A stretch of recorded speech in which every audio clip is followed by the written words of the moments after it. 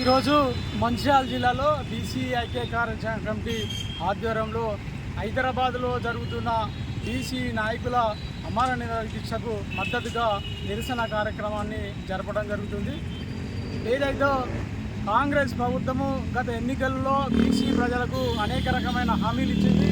అందులో ముఖ్యమైన హామీ ఏంటి అంటే స్థానిక సంస్థల రిజర్వేషన్లను చేసిన తర్వాతనే స్థానిక సంస్థల ఎన్నికలు పెడతామని కాంగ్రెస్ పార్టీ కామారెడ్డిలో ఒక తీర్మానం చేసి ప్రజలందరికీ హామీ ఇవ్వడం వల్ల రాహుల్ గాంధీ కూడా దానికి మద్దతు తెలపడం వల్ల కూడా ఈ రాష్ట్రంలో ఏదైతే వెలమల రాజ్యాన్ని మొత్తంగా కూలదోసి బీసీ ప్రజలు కాంగ్రెస్ ప్రభుత్వాన్ని ఈ రాష్ట్రంలో అధికారానికి తేవడం జరిగింది. కానీ కాంగ్రెస్ పార్టీ తన బుద్ధిని ఏళ్ల కాలం నుండి వస్తున్న తన బుద్ధిని మార్చుకోకుండా ఈ యొక్క ఇచ్చిన హామీని మొత్తం పక్కకు పెట్టి ఇవాళ స్థానిక ఎన్నికలకు పోవడానికి సిద్ధంగా ఉంటుంది. ఏదైతే వెలుమలు పోయి ఇలా రెడ్లు వచ్చి తెలంగాణ రాష్ట్రాన్ని పరిపాలిస్తున్నారో దీన్ని రేవంత్ రెడ్డి గుర్తెరగాలే.